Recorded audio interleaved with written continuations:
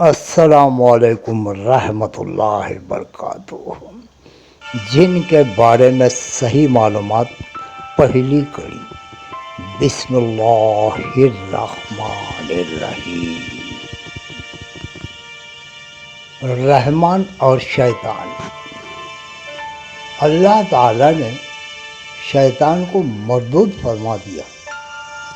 تب شیطان نے کہا، میں ان بندوں کو گمراہ کرنے کو تیری سیدھی راہ پر بیٹھ جاؤں گا، پھر ان بندوں پر آگے سے حملہ کروں گا اور پیچھے سے بھی اور دائیں سے بھی ان پر حملہ کروں گا۔ شیطان نے چاروں طرف سے گھیر کر بنی آدم کو گمراہ کرنے کا اعلان کر دیا اور چاروں طرف پر قبضہ جما لیا۔ تو فرشتوں کے دلوں میں رقت یعنی نرمی پیدا ہوئی اور انہوں نے عرض کیا، یا الہی، شیطان مردود بنی آدم کو گمراہ کرنے کے لیے چاروں سمتوں پر قبضہ کر دیا ہے۔ اس مردود سے دو سمتیں رہ گئی ہیں، نیچے کی اور اوپر کی۔ فرمایا، چاروں سمتیں اس کی اور دو میری، وہ چاروں طرف سے میرے بندے کو گمراہ کرنے کو آ جائے، لیکن میرا بندہ جب نادم ہو کر سر سجدے میں نیچے ڈال دے گا اور طلب مغفرت کی خاطر دعا کے لیے ہاتھ اٹھا لے گا تو میں اس کے سب گناہ معاف کر دوں گا۔ یہ مضمون نزہۃ المدارس جلد 2 صفحہ 24 سے لیا گیا ہے۔ اس سے یہ سبق ملتا ہے کہ شیطان ہماری چاروں طرف موجود ہے اور یہ ملعون ہمیں گمراہ کرنے کے لیے انتہائی کوشش کرتا ہے، اور یہ اللہ کی خاص رحمت ہے کہ اس نے شیطان کے داؤں سے بچنے کے لیے ہمارے لیے دو سمتیں مقرر فرما دی ہیں، اوپر کی اور نیچے کی۔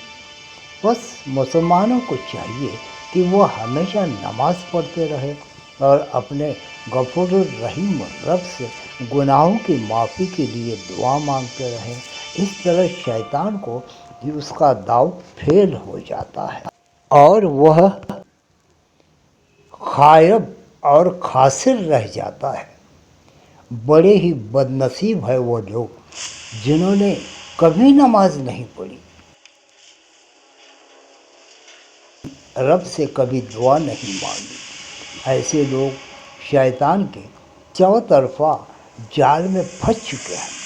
اس جال سے نکلنے کی یہی صورت ہے کہ سر سجدوں میں نیچے گراؤ اور ہاتھ دعا کے لیے اوپر اٹھا دو۔ بزرگان دین نے یہاں ایک اور بات لکھی ہے، فرماتے ہیں کہ شیطان گمراہ کرنے کے لیے آگے پیچھے اور دائیں بائیں چاروں طرف سے حملہ کرنے کا اعلان کیا ہے، اور نیچے اوپر کی دو سمتیں اس سے محفوظ ہیں، لیکن اوپر کی طرف ہر وقت دیکھتے رہنا مشکل ہے۔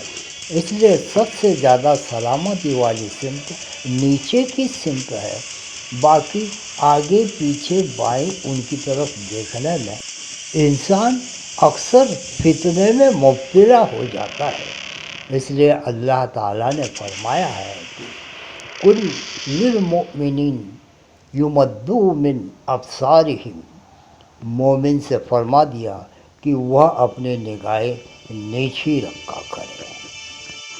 اللہ تبارک و تعالیٰ تمہیں اور مجھے شیطان کے اس مکر سے بچائے رکھے اور ہمیں اپنے رحمتوں اور برکتوں سے نوازے، اس دنیا میں بھی، اس برزخ میں بھی اور اس آخرت میں بھی۔ آمین ثم آمین، انشاء اللہ۔ اللہ حافظ۔